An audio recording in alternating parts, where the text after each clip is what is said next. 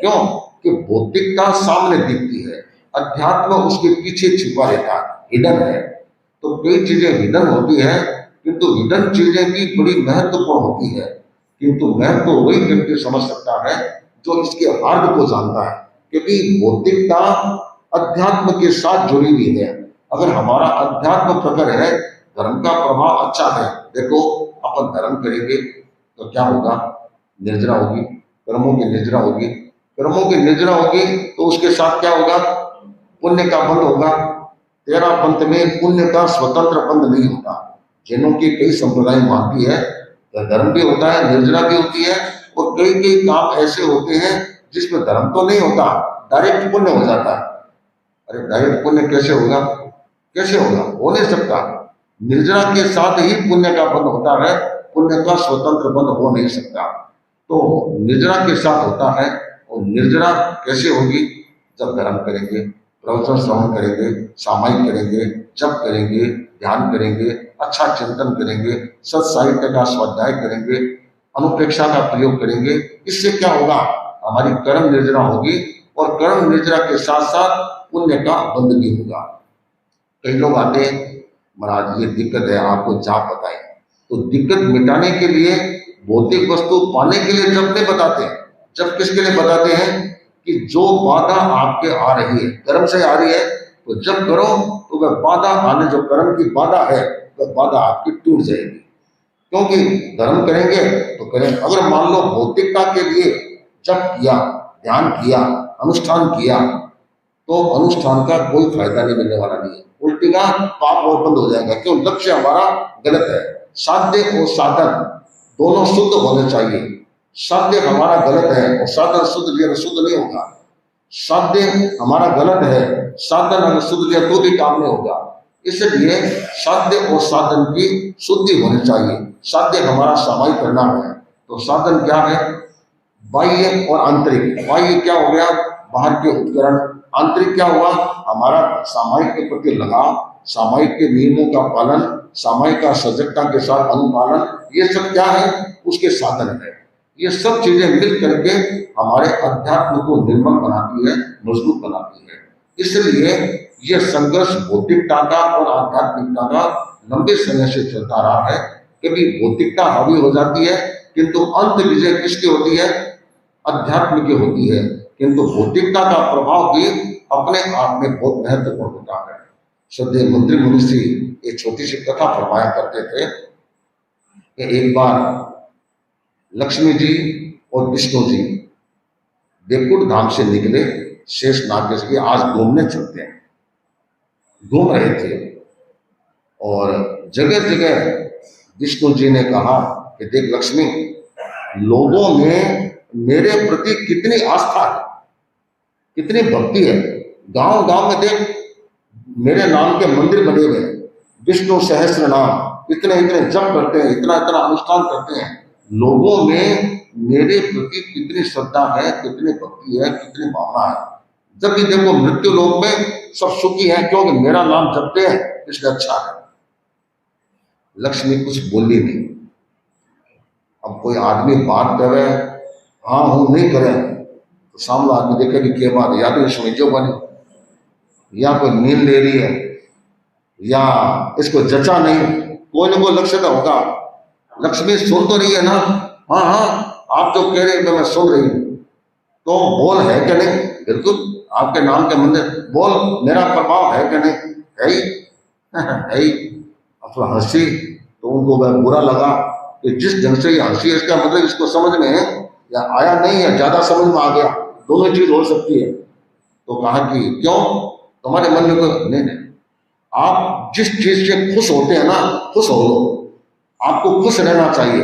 आपको खुशी मिलती है कि मेरे नाम के गांव गांव में मंदिर है, आपको खुशी मिल रही है ना, तो मेरे को कोई तकलीफ नहीं है। आपको खुशी मिलनी चाहिए, बस इतने बहुत है। नहीं नहीं, लोगों में मेरे प्रति कितनी भक्ति है, अच्छी है, अच्छी बात है। आप समझते हैं कि मेरे प्रति भक्ति है, तो आपके लिए बहुत खुशी की बात है। सोचा कि बात गोल गोल गोल गोल घुमा घुमा के कर रही है, सीधी सीधी क्यों नहीं बोलती है।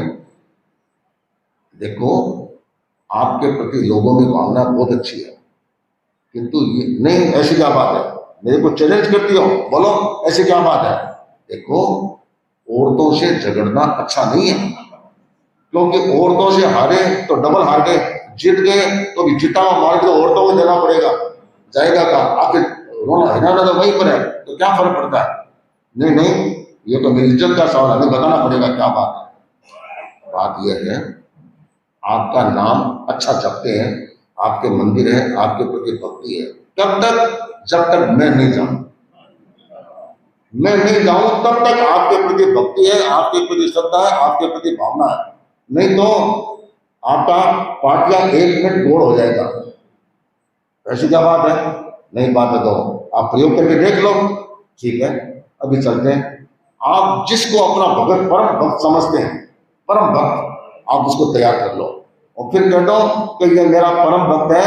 लक्ष्मी क्या, लक्ष्मी की मां भी आ जाए तो भी इधर उधर होने वाला नहीं है कि मेरी करतूत देखो, मेरा कारनामा देखो क्या होता है क्या नहीं होता है। ठीक है, अभी करते हैं। करते करते एक शहर में पहुंचे, वहां देखा कि एक सेठ है, प्रतिदिन सुबह शाम विष्णु मंदिर में जाता है, 2-2 घंटा जाप करता है और पूजा पाठ भी करता है। इसने गांव गांव में मंदिर बनाए हैं, ये तो मेरा परम भक्त है भाई। लक्ष्मण ने कहा ठीक है, अब मैं जाता हूँ। ठीक है, आप जाइए। वह अपनी अदृश्य होकर के देख रही है, ये एक सन्यासी का रूप बनाया, सन्यासी का रूप बना करके हाथ में कमंडलू, एक में चिमटा और एकदम बाबा लंबे चौड़े जबरदस्त, चेहरे पर तेज। वह उसके घर के बाहर से निकले। सेठ जी सुबह सुबह दानतोल करने के लिए घर के बाहर आए। पुराने जमाने में लोग दानतोल करते थे, घर के बाहर चौकी होती, वहां पर आकर के करते थे। आजकल तो वो बेसिन हो गई, सब लोग बेसिन, अब बाहर करे तो करे भी काम, बाहर का जगह कहाँ होती है, ऐसी होती भी नहीं। तो देखा, अरे वो तेजस्वी बाबा है। इसने रखा, बाबा जी को प्रणाम किया, महाराज आप, पहली बार आपके दर्शन हुए हैं, ऐसे तेजस्वी। हाँ भाई, मैं तो अभी 1000 वर्ष तक कैलाश पर्वत पर मैंने साधना की है। 1000 वर्ष की साधना करने के बाद मेरी इच्छा हो गई कि कुछ समय मैं एक चौमासा मृत्यु लोक में लोगों के बीच में करूं, ये मेरी इच्छा हो गई और इस शहर में आ गया। इसने सोचा, रे इतने तपे हुए संत हैं, 1000 वर्ष तक साधना की है, अरे कोई अपने घर में एक रात का सही यात्रा का लाभ भी मिल जाए और एक दिन साधु संत विराजे तो लोग राजी हो जाते हैं कि हमारा घर पवित्र हो गया, अच्छा हो गया। पगलियां भी हो जाए तो भी लोग अच्छा समझते हैं, ये तो 1000 वर्ष की साधना करके आए। तो महाराज आपने चौमासे के लिए आम भर दी किसी को, नहीं अभी तो मैं आया ही हूँ किस शहर में जहां मुझे कोई कहेगा मेरे समझ में आ जाएगा। हमारी साधना के अनुरूप होना चाहिए, निर्वाणी जगह होनी चाहिए। लोगों के बीच में हमको पसंद नहीं है, इन्हें रसोई है, इन्हें छापो ला गए, इन्हें मैं बैठा, ये हमको समझ में नहीं आता है। तो निर्वाणी जगह, अच्छी व्यवस्थित जगह हो, वहां हम रहना पसंद करते। ठीक है, कोई बात नहीं। तो कहा कि महाराज आओ, मेरी हवेली तो बहुत बड़ी है। आइए, अंदर ले गए। अंदर हवेली बहुत बड़ी, बाहर एक तरफ सेठ जी बैठते, एक तरफ 2-3 कमरे खाली पड़े रहते थे एक साइड में। तो महाराज आओ, सोचा कि मेरी हवेली में अगर चतुर्मास कर देंगे मैं तो निहाल हो जाऊंगा, ऐसे तपस्वी और ध्यानी संत कहाँ मिलते हैं। तो कहा कि ठीक है, देखिए जगह आ गई, ये जगह अच्छी है, कोई दिक्कत नहीं है।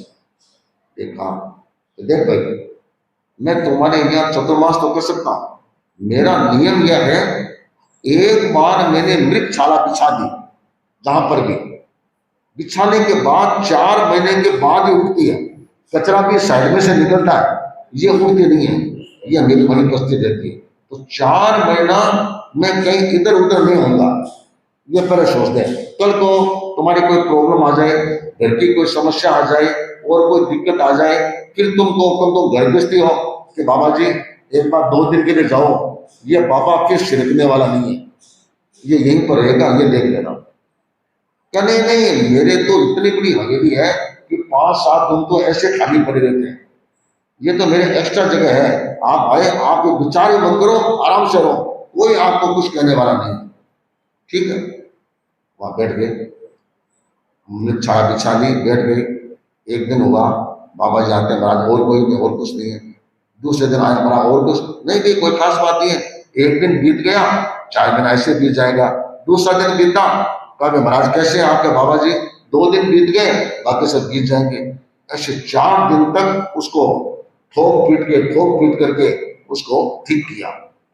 तब लगा कि बोल भाई, अब मैं ये महाराज कोई आप विचार ही क्यों करते हो, ऐसा चिंतन क्यों करते हो? ये तो कोई तकदीरहीन होगा, सौभाग्यहीन होगा, वह आपके साथ ऐसा व्यवहार करेगा। आप कोई बात की चिंता न करें, आप आराम से यहाँ चतुर्मास करें। हो गया। शायद सोचा कि वो मेरा भगत एकदम पक्को है। लक्ष्मी जी बड़ी घूम रहा, लक्ष्मी अब तू सारी करतूत दिखा। ठीक है भाई, लक्ष्मी आई। ये सुबह सुबह बाहर नदी पर घूमने जाते थे, 2 घंटा 1 घंटा 3 घंटा घूमने के लिए गए। तो वह आई, युवती का रूप बना करके आई घर के बाहर। तो कहा कि प्यास लगी है, पानी पीना है। नौकरानी से कह रहे कोई बाई आई है, इसको पानी पिला है। नौकरानी 1 गिलास पानी, ठंडा पानी लेकर के आई, उनको पिलाया। जो एक पानी पिया और गिलास भारी हो गई। अब भाई सेठ बटे बैठे हो, सोचो रहे ये कलर तो पित्तल को हो, सोने को क्या हो गया? अब थोड़ा अंधेरों की पड़े ना तो भी सोनो तो दिख ही जा, थोड़ा सा कम सो जाए तो भी दिख जा, अच्छी चीज ये सब दिख जा। तो देखा, अरे ना ना ना ये सेठ जी, ये वजन पहले तो बहुत थोड़ा सा था, अब तो वजन बहुत ज्यादा। ठीक है क्या हुआ? अरे ये सोने को होगी। सेठ सारो लेकर उठा भी तो सीधे उठ गयो, सीधा उठा, उठ करके आया। आप कौन? आपका परिचय? मेरा नाम शक्ति है। शक्ति का मतलब मैं जहां जाती हूँ, जिसके घर में आतिथ्य लेती हूँ और जिस बर्तन में खाती हूँ वह बर्तन सोने का हो जाता है। ये मेरे को भगवान विष्णु से वरदान प्राप्त है। अच्छा, तो आप एक बार हमारे घर विराजे। नहीं, मैं मेरी इच्छा, मैं कहीं टिकती नहीं हूँ, मैं तो घूमती रहती हूँ, चलती रहती हूँ, चपला हूँ। मेरा नाम लक्ष्मी का एक पर्यायवाची नाम क्या आता है? चपला। ये चपल होती है, ये टिकती नहीं कहीं पर। ये वास्ते धन टिकता नहीं कहीं किसी के पास। कोई ढंग का होता है तो सब पीढ़ी चलती है, तो एक ही पीढ़ी में कई बार उतार चढ़ाव आ जाते हैं। तो नहीं आपको हमारे घर बुलाना था। नहीं मैं तो क्या, नहीं आप विराजे। इसको तो घुसना ही था अंदर घुसी, बैठी। घरवाली से कहा, देख शक्ति आई है, जितना दोहन करना हो उतना कर लो, ऐसा मौका बार बार नहीं आएगा। क्या बात है? देख आप गिलास पानी पाए, वापस सामान्य सी गिलास है, देख सोने की होगी। और ये बात लोहा की करता हूँ, अभी करते हो। जैसे मौसमी को रस निकालो, 1 गिलास का मैंने मत दियो, एक थोड़ा मौसमी आगे कर दिया। जो मौसमी का रस किया वह गिलास सोने की हो गई। तो 10-10 मिनट में एक आइटम टेस्ट करते रहे। 2 गुटका ही पा, नई गिलास चक्की में पाटियो, उस गिलास में नहीं लाना, उस गिलास को बिल्कुल नहीं लाना, नई गिलास को लाना, जिससे अपना जितना ठाव ठीक रहा है सारा का सारा सोना का हो जाए। और बच जाए तो बाजार में से और ले आऊंगा। कोई बर्तन खाली नहीं रहना चाहिए, सारा का सारा सोने का हो जाना चाहिए। ये बढ़िया करती गई भाई, कम से कम कितने देर में 10-15 बर्तन सोने के हो गए। इतने में विष्णु जी घुमा करके आए। जो अंदर में प्रवेश किया वो शक्ति खड़े हो गए। क्यों क्या बात है? अरे ये कौन है? ये तो कैलाश पर्वत के तपस्वी हैं। 1000 वर्ष तक इन्होंने साधना की है, ध्यान किया और एक जैसी मुद्रा बना करके रहे हैं। ये खाली एक चतुर्मास करने के लिए यहाँ पर आए हैं, वापस कैलाश पर्वत को जाएंगे। ऐसे महान यशस्वी तपस्वी हैं, इनको चतुर्मास के लिए मैंने जगह दी। अच्छा, मुझे पहले पता नहीं था कि ये यहाँ पर है, नहीं तो मैं आते नहीं। इनका और मेरा तालमेल नहीं है। ये जहां पर तपस्वी रहते हैं वहां शक्ति का कोई वास नहीं होता, और जहाँ शक्ति रहती है वहां ये नहीं रहते। इसलिए मैं ये आगे मुझे पता लगा, मैं जाते नहीं आप ऐसे क्या, एक जगह 2 घटते नहीं है, एक तलवार में 2 ज्ञान घुसते नहीं है, 2 नहीं घुस सकते। ये रहे कि आप उनको लाए हैं, भावना से लाए हैं, 4 महीना के लाए, आप इनकी सेवा करो, मैं जाती हूँ। नहीं आपको जाना नहीं, आप बैठो। तो इनको मैं अपनी व्यवस्था कर दूंगा, ठीक है कर दो। आया, जो शेख आने लगा, विष्णु जी गए करा, देखो शेख के आया महाराज, यहाँ ठीक आ गई, घूम करके आ गया। आज 4 दिन बीत गए, ऐसे 4 दिन बीत गए कि महाराज आप तपस्वियों की ये जिद क्यों होती है? 4 दिन कोई आपका आग्रह थोड़ी होता है, आप तो घूमने वाले हैं, प्रतिबंध बिहारी हैं, किसी के साथ कोई प्रतिबंध नहीं होता है, आपको क्या फर्क पड़ता है? यहाँ रहो, वहां रहो, कहाँ रहो। मन में सोचा रे, इसकी मानसिकता में बिगाड़ आ गया, गड़बड़ आ गई। तो क्या बात है? आप है ना, देखो साधु संत होते हैं ना, वे खाली मकान, निर्वाणा मकान हो वहां रहते हैं ना, तो ज्यादा अच्छा आता है। अब घर गृहस्थी के मकान में आप रहते हैं, फिर कोई आता है तो उनको दिक्कत रहती है, कोई किसी को तकलीफ रहती है, कभी बच्चे रोते हैं, कभी शरारत करते हैं, कभी बाल्टी खड़कावे, कभी थाली पड़े, कभी लोटो पड़े, आवाज आती है, आपको भी डिस्टर्बेंस होता है और आपके कारण से हमको भी डिस्टर्बेंस होता है। नहीं नहीं, मेरे को कोई डिस्टर्बेंस नहीं है, मेरे को कोई तकलीफ नहीं है, मैं आराम से रह रहा हूँ, कोई दिक्कत नहीं है मेरे को। नहीं नहीं, आपको करनी है, देखो गर्गस्ती है, गर्गस्ती में आवाज देता, आपकी साधना में दिक्कत आती है। साधना तो मैंने 1000 वर्ष तक वहां कैलाश पर करी थी, वहां पर मेरे को कोई दिक्कत नहीं, मैं तो आए उन लोगों के बीच में रहने के लिए, तो थोड़ी बहुत आवाज आती है तो मेरे दिमाग सेट किया हुआ है कि थोड़ी बहुत तो आवाज आएगी, इसमें क्या खास बात है? तुम्हारी कोई चिंता करने की जरूरत नहीं है। नहीं महाराज, ऐसे हैं कि साधु संतों को मैंने सोचा दे तो दिया, फिर मेरे मन में आया बसते घरों में साधु संतों को रहना, एक दिन रहेगी वो तो ठीक है, लंबा रहना आपकी साधना के लिए भी अनुकूल नहीं है और दृष्टि से अनुकूल नहीं है। मेरे कोई दिक्कत नहीं है, अगर आपको दिक्कत, आगे पर्दा लगा दो, मैं दिखूंगा नहीं, मैं आराम से बैठा हूँ। जैसे 4 दिन बीत गए वैसे 4 दिन, क्या 4 दिन बीत गए, 4 दिन बीत जाएंगे, कल को ये मकान पड़ गया तो कहाँ जाओगे? कल को ये मकान ढह गया तो फिर बदलोगे नहीं बदलोगे? ये जिद नहीं होनी चाहिए। साधु संत होते हैं, इनकी जिद नहीं होनी चाहिए। मैं जानता हूं बाल हट, जोगी हट और स्त्री हट, ये 3 प्रकार के हट होते हैं। जोगियों का भी, सन्यासियों का भी अपना हट होता है, किंतु ऐसा हट आप जैसे तपस्वी, ज्ञानी, मौनी उनके लिए उचित नहीं है। नहीं नहीं, मेरे ठीक है, मैंने मृगशाला एक बार बिछा दी, ये मृगशाला 4 महीने के बाद उठेगी। महाराज ये कोई बात होती है? ये कोई बात है? मेरे अनुकूलता नहीं अपने घर में, मेरे प्रतिकूलता चल रही है, आपको ये जगह बदलनी होगी। नहीं नहीं, मैं नहीं बदलता। मैंने 4 महीने के लिए आपको कितनी बार पूछा, तब आपने कहा था, कह दिया तो क्या हुआ? आप एक काम करो, मेरे पास में एक मकान और है, नोरा है, उसमें भी अच्छे कमरे बने हुए हैं, आपको मैं वहां शिफ्ट कर देता हूँ। आपका थोड़ा बहुत सामान है, मैं खुद सह सम्मान वहां ले जाऊंगा, वो दोनों टाइम आपके पास आऊंगा, आपकी सेवा करूंगा, कोई कमी नहीं है। नहीं नहीं, मैं तो यहीं पर रहूंगा, क्योंकि मैंने 4 महीने का तुम्हारे को बोल के कहा था। बाबा जी इतना जिद मत करो, ये जिद करना आपके लिए उचित नहीं है, ठीक नहीं है। और जिद कहाँ करता हूँ, मैंने तो जो बात कही थी वही कहता हूँ। देखो बाबा जी, या तो चुपचाप चले जाओ, नहीं तो आपके मृगशाला तुम भी मैं उठा के बाहर फेंक दूं। मतलब होते होते ठेठ गुंडा करके तक आ गया, कभी बाहर फेंको था, काम की कोमड़ा सब बाहर फेंकता हूं। और कहा ठीक है, तुम इतना गुस्सा, महाराज उठो बने उठो। आया, सोचा रे इन्हें तो कोई भरोसा बने, अगर फेंक दिया तो और तोहिन हो जाएगी। ठीक है ठीक है ठीक है ठीक है, कोई बात नहीं, तुम्हारा मन नहीं है तो मैं जाता हूं।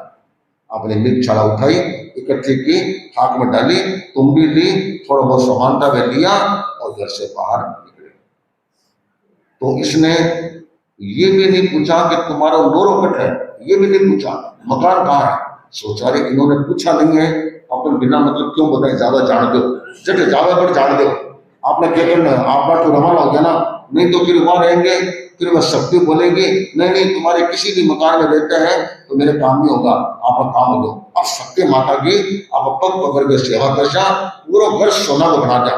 जब गोल्डन टेम्पल है ना, ऊपर को पूरा गोल्ड लगा दिया, जहाँ पूरा गोल्ड लगा देंगे, और ऐसा दुनिया में कहीं भी ऐसा मकान नजर नहीं आएगा। ठीक है, हो गया काम, बाबा जी गए। ये बंदा राम ऐसा घर से बाहर एक पेड़ी के उतर करके उनको पहुंचाने नहीं दिया। सोचा जावे जान दो, जट जावे जट जान दो, आप तो शक्ति की सेवा कर चा। बाबा जी की सेवा में क्या मिला है, क्यों मिला है, आज सेवा का काम हो जाए। अब उनको अपने सबसे बढ़िया कमरा था, आलिशान कमरा, जिसमें सोफे सोफे लगे हुए थे, उसमें शक्ति को ठहराया गया। आया, आपने तो देखा शक्ति कहीं दिख नहीं रही है। घरवाली से पूछा क्या हुआ, कहाँ है? नहीं, अभी मैं उनके लिए बेदानों को जूस निकाल रही हूँ, अगर जूस निकाल के उनको खिलाना है। ठीक है, ऊपर जाकर कमरे में देखा, कमरे में नहीं, इधर उधर देखा, उधर भी नहीं। अरे ये क्या, कहाँ गई? अरे कहाँ, यही तो बैठी थी, अभी कुछ क्षण पहले यही बैठी थी। इधर उधर चारों तरफ पूरे मकान में देख लिया, फिर हो सके हवाखोरी खाने के लिए ऊपर छत पर गई होगी, छत पर देख लिया, नीचे नीचे सब देख लिया। नौकर नौकरानी से पूछा कि पहले तो ये देखा था हमने तो यही देखा था, अब एक क्षण के पहले कहाँ गई ये हमको बता नहीं। पूरे घर को छान मारा, नहीं मिले। अब भाई नीचे आए, देखा कहाँ गई। अब जो बर्तन सोने के बनाए हुए थे वे सारे एक जगह रखे हुए थे। जब उनको देखा भाई ठीकरा क्या हो गया, जैसे पहले थे वैसे वैसे हो गए। सोना को कोई जोड़ आया उसी बहुत जोड़ निकल गया, सारा काम मूल का सब रह गया। और ये क्या, लगता है कोई माया थी, उस माया ने अपने को ठग लिया। तो अपना काम तो बोल हो गया, अब क्या करें, बड़ी मुश्किल काम हो गई। अब करना तो करना क्या, तो सोचा, इधर उधर देखा नहीं देखे, सोचा कोई बात नहीं है, अगर गए लोगे बाबा जी अभी 10-20 कदम गए होंगे तो कम से कम बाबा जी का पैर पकड़ करके उनको लेकर जाऊं। पीछा दौड़ा, बाबा जी कहाँ मिले, दुविधा में दोनों गया, माया मिली मेरा, दोनों नहीं मिले, दोनों नहीं मिले। आगे नुकड़ पर गांव के बाहर लक्ष्मी जी खड़ी थी, प्रणाम महाशय। अरे लक्ष्मी देख लिया, ये लोग पूजा पाठ करते हैं, मंदिर बुलाते तब तक बुलाते हैं जब तक तुम्हारी पहुंच नहीं होती है। तुम्हारे पहुंचने के बाद तो वह शेर इतना पक्का मैंने उसको किया, इतना ठीक किया, और वह इतना भक्त बना, और तुम्हारे कारण से भी इस पोजीशन पर आ गया कि मेरे तांबी टुकड़े पार फेंकने के लिए तत्पर हो गया, तुम्हारा आटे ये हो गया। तो देखो मैंने ये कहा था ना, जब तक हम नहीं पहुंचते हैं ना तब तक आपका प्रभाव है, हमारे पहुंचने के बाद सारा प्रभाव निस्तेज है। चल चल, ये मृत्यु लोग के लोग ऐसे हैं।